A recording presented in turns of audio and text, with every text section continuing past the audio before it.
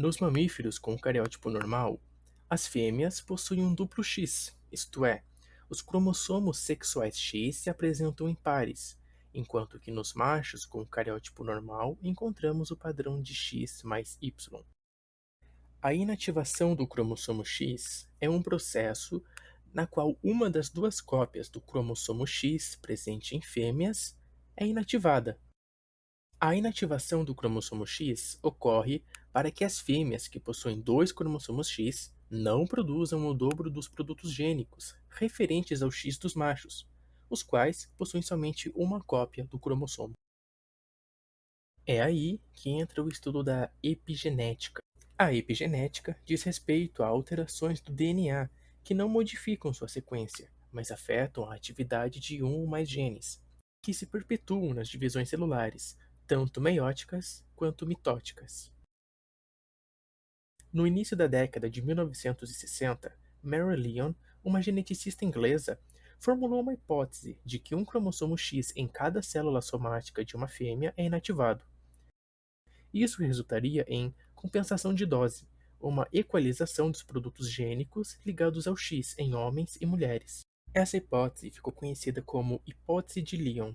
A hipótese de Lyon estabeleceu que a inativação do X ocorre muito cedo no desenvolvimento embrionário da fêmea, e que o cromossomo X cedido pelo pai é inativado em algumas células, enquanto em outras células o cromossomo X cedido pela mãe é inativado.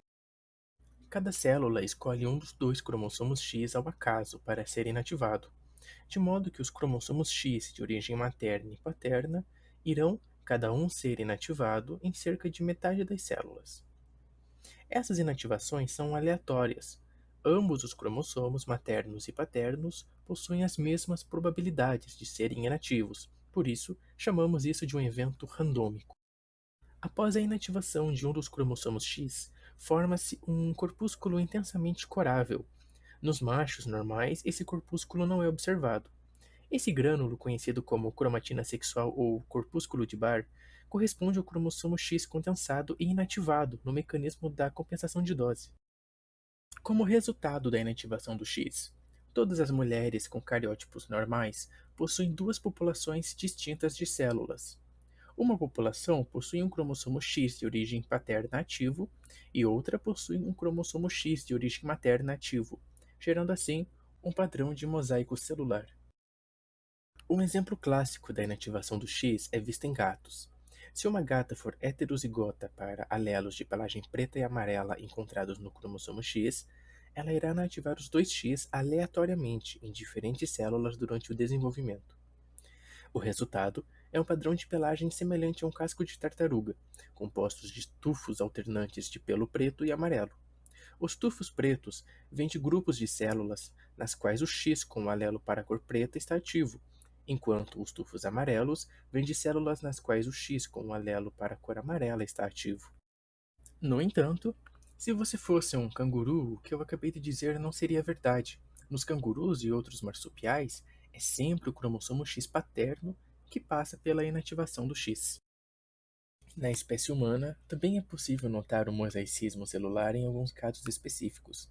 Mulheres heterozigóticas para o gene do daltonismo, que está ligado ao cromossomo X, podem ter a visão normal em um dos olhos e daltonismo no outro. Mas afinal de contas, como ocorre a inativação do cromossomo X? Para que aconteça a inativação do cromossomo X, irá ocorrer a expressão de um locus no cromossomo X, denominado centro de inativação do X, que iremos chamar pela sigla CIX.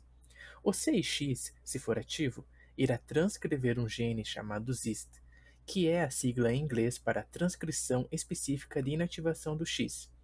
Ao ser expresso, esse gene irá produzir um RNA mensageiro que não será traduzido, mas irá se enrolar sobre o cromossomo X. Esse processo de cobertura pode agir como um sinal que leva a outros aspectos da inativação, incluindo a posterior replicação e a condensação do cromossomo X inativo. O cromossomo X que ficará ativo possui alguns bloqueadores de sinais para que o locus CIX não seja expresso, evitando, assim, que seja inativado. Após o silenciamento do cromossomo X, ocorrem alguns processos de regulação que permitem que, Uma vez estabelecida a inativação de um dos X de uma célula, essa pode ser mantida sem a presença do gene XIST. Outros processos que regulam a inativação do X é a metilação, que é a adição de um grupo metil ao DNA.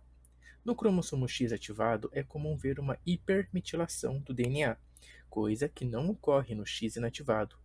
Ao que tudo indica, a metilação acontece como uma manutenção da inativação do X, não sendo um fator inicial da inativação. Essa hipótese é reforçada por estudos que mostram que células tratadas com genes desmetiladores tiveram a reativação de genes que já estavam inativados. Mas afinal, todos os genes do X inativado ficarão permanentemente inativados? Bom, nem todos os genes que estão no cromossomo X inativo ficarão inativos para sempre. Alguns desses genes têm um importante papel na diferenciação dos sexos.